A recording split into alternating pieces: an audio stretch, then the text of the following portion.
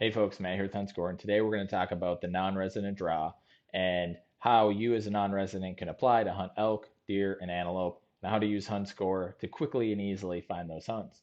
So what we're going to do is from the homepage, we're going to go to Wyoming, select elk. You can select deer, pronghorn, whatever you want to hunt, but we're going to start with elk and hit explore draws. This is going to give us draw data from last year so that we can quickly and easily look and see what our odds might be to apply to different tags. A couple things that you're going to want to know about. If you haven't, if you're not familiar with the non-resident draw process, head on over to our blog and read about the Wyoming draw.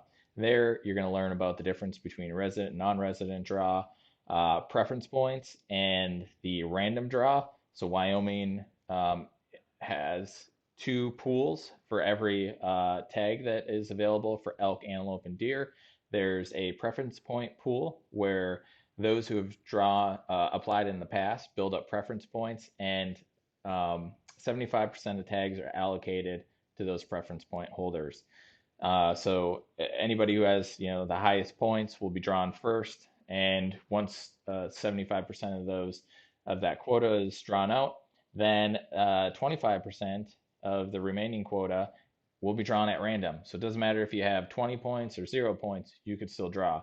A few years back, I drew a really good antelope or pronghorn unit that took 12 points. I had 0 going into that, and I drew it in the random. So it can happen, and lots of times your odds are not real great, but there's always a chance, which we love.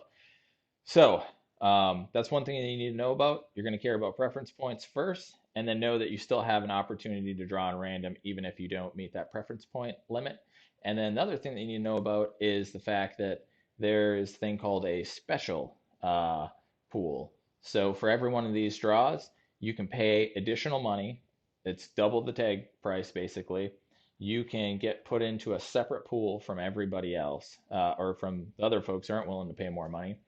And that will allow you to typically be in a smaller pool of applicants and potentially draw with fewer points. So it can be a good way to draw faster, instead of having to wait, 1, maybe 2 years sooner you could draw. So you're going to want to look at that as well. All right, let's get into it. The first thing you're going to see when the page loads is a map. It's going to show you all the units where hunts are available. You might see some spots like up here in the northwest corner. That's basically, Yellowstone. Can't hunt Yellowstone, so can't draw a tag in Yellowstone. Down below, you're going to have the draws table, and this is going to basically give you all the information you need to know about over here on the left-hand side, the actual hunt code. This is what you would apply for, the unit that code is in, and then you're going to see the basic information about, the manner a take that you can use. Is it archery? Is it any? Is it muzzleloader? The season, is it archery only season, antlered or general, and then the dates, sex, all that good stuff. Then what you're going to see are the most important columns. For each state, we've made some updates, and now you'll see, the columns that matter most for that state.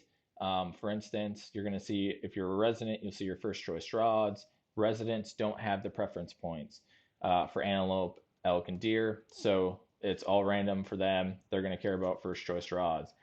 A non-resident, as we talked about, you got your preference points, your odds at that preference point level, and then non-resident special. And if you want to, I think that's all that's loaded. Yep. If you want to add some additional, like the, odds for the minimum non-resident special, or if you wanted to see what your first choice draw odds would be in that random pool, you can just quickly and easily add those columns. You'll see those show up in the table. So this is going to give you basically a starting point to start figuring out, how can you find your hunt. Now, we're looking at elk hunts, and let's assume we're non-resident. We have 2 points going into the draw. We've been applying for a couple years, and so we want to look at any hunts that we could hunt with 2 points going into the draw. So it's pretty easy here. You just add in this case, you get a maximum of 2 points. And once we do that, you're going to see some updates happen here in the table. You see a few units disappear because those units don't have any tags that you could draw with 2 or fewer points. Now, you might also say, You know, I think I really would like to be able to shoot a bull, or at least have the opportunity to shoot a bull. So we're gonna make sure that we're either selecting either sex or male only. Now you can see we lost a lot of units. Well, that makes sense. You know, everybody wants to go out and shoot a huge screaming bull elk, and so it takes some preference points to do that. But there is still some opportunity, and we can see in um, up above, you can see the units that would allow you to draw with 2 points. Now, if we look, we can see over here at our odds of drawing at that number of preference points, just how good those odds are. For instance, this particular unit, we don't have great odds. Even though you have 2 points, you got an 8% chance of drawing with those 2 points. So there's a lot of other folks with 2 points going into this draw. So you got to keep that in mind as well. You might say, well, I want a 50% chance or better for drawing. Great, you can easily update it, and you'll see right here. Now we've dropped down to just 2 units available. So this is how you can use the HuntScore platform to quickly and easily find, what tags you might be able to apply for and buy based on your situation. We could pull that off. Maybe we say, hey, we're okay shooting a cow elk, so we can either add all the filters or remove and go just on female. Now we can see the world's kind of our oyster, but you might have some other criteria that you care about. For instance, public access, and maybe terrain. So if you've read about our HuntScore methodology, you're going to understand these fields down below here about convenience, effort. Basically I have 9 criteria that we try to rank every unit on. And access is basically the amount of public access. So let's say that we want to have a lot of public access to hunt in that unit. Let's go ahead and filter to 50. Great. We can see that we lose some in the eastern part of the state, which tends to be mostly private land or a lot of private land, not as much BLM or state forest over there.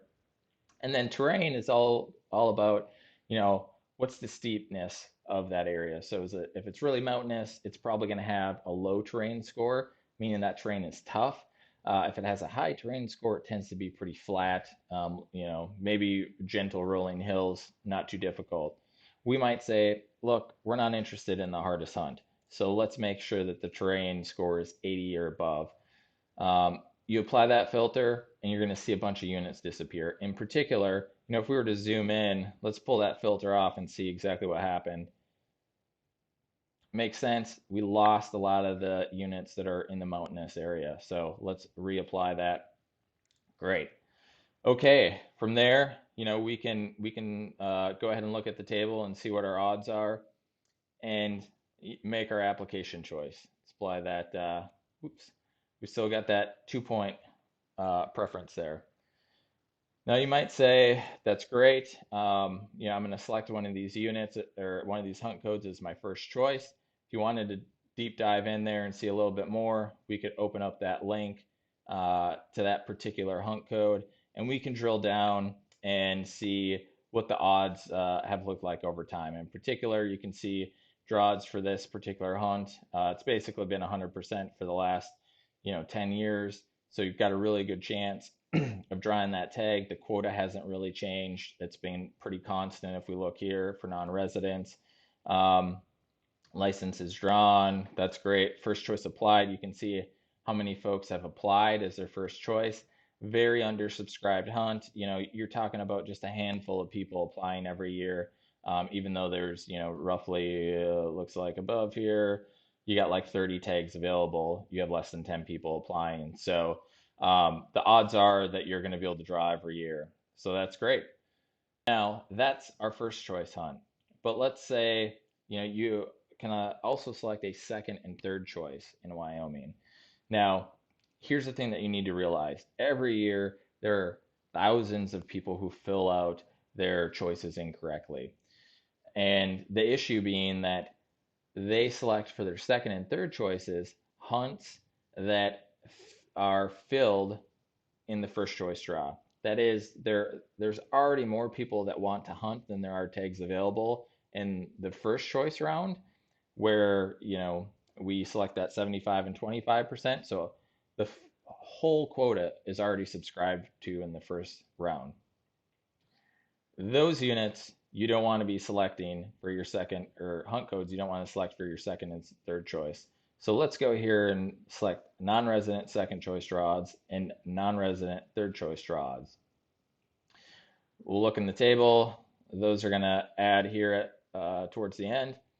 And to make sure that we are only selecting hunts that are going to have some opportunity in that second and third choice rounds, we can just easily go here and say, let's make sure that there's at least a 1% chance that I could draw.